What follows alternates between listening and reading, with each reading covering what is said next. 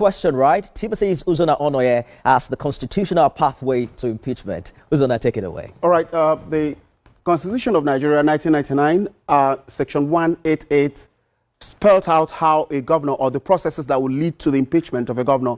It starts with what has just happened today, where members of the House of Assembly will present a notice and containing the allegations against the governor to the Speaker.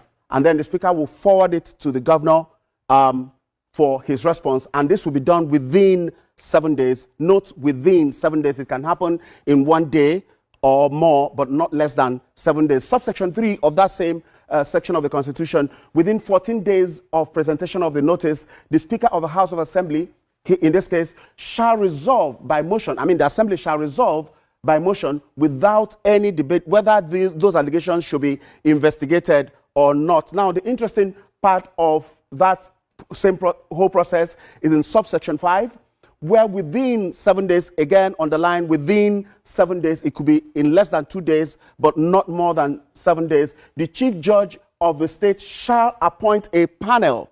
There are 3 qualifications of people that should be on that panel. 1, people of unquestionable integrity. Secondly, must not be civil servants. And thirdly, must not be members of any political party.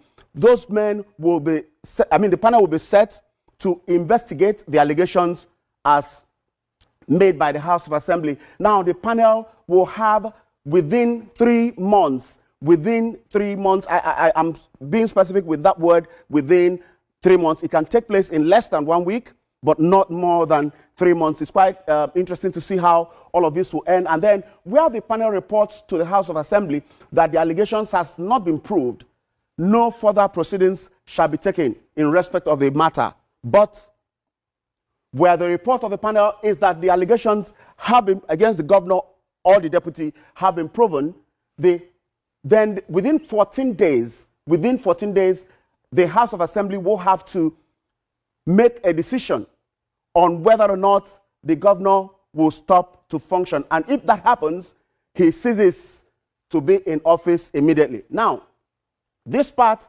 must be endorsed or must be voted for by two-thirds of the members of the House of Assembly. In Rivers State, we have 32, and two-thirds of it will not be less than 21, but not more than 22. So, to be safe, 22. But they have 27 members of the House on that wing that are pushing for, that signed this notice of the allegations against the governor. And that tells us something very simple, that as far as the Constitution is concerned, a lot may be going on now that are not in favor of the governor. But for those neutrals who may be wondering where all of this came from, the whole doubt was cleared Wednesday last week when the former governor of the state, Nyesom Wike, said, heavens will not fall if Governor Fubara is impeached. On that day, a lot of people came to the conclusion, oh, that was actually the mission in the first place. But do not take it to the bank, because we have seen impeachments in Nigeria, 6 of them. I'll just tell you something very significant about them. Out of the 6 of them, the first is the Prayer Alemesea of Bayelsa State. That is between 1999 and now. He was impeached on December 9, 2005. And apart from him, the other 5 governors, former governors that were impeached, all of them were reversed by the court.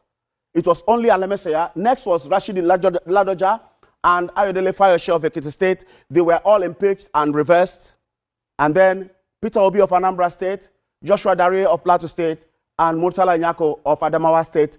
All of these impeachments were reversed. 5 out of 6 were reversed. That suggests that just impeaching a governor or deputy may not be the end of the road, because there are other ingredients of the process that the court may be paying attention to that may not be open or understandable by the public just openly. But the process has started in Rivers State. I can tell you that for free.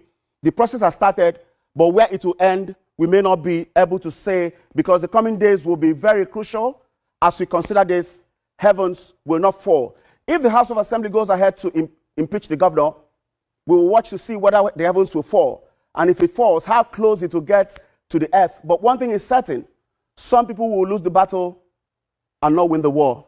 Nifemi. Interesting analysis there. 6 impeachments in 26 years. But two things differentiate the issue in Rivers. The allegations is not only against Mr. Governor, it's also against his deputy. Are we likely going to see the first time seeing both of them removed from office? The chief judge, who now has the responsibility, as you mentioned, to set up a 7-man committee, is also being investigated by the same house. What do you see happen in the coming days? The responsibility of appointing a chief judge does not lie in the hands of the House of Assembly. So if the current chief judge is disqualified for whatever reason and by whatever condition, the governor, who is still in power, will have the responsibility of appointing a new chief judge in collaboration with the NJC. So that may not be a major issue. But as I said earlier, a lot will be going on in Rivers State, but all we know is that the process has started, but whether it will get to the end, we will just watch and see. Murtala Nyako was the last governor to be impeached in 2014. That's about 11 years ago. Are we going to see the 7th governor in 2025? It's a big question. Big question. Absolutely. Thank you for the analysis. And, a lot of people in Rivers State will be worried about the other issues that are emerging from all of this, apart from the politics of it, the governance, the security, and the general well-being of the nation, realizing that Rivers State may not just be an ordinary state, very crucial to the country. Thank you, Uzana, for the analysis there.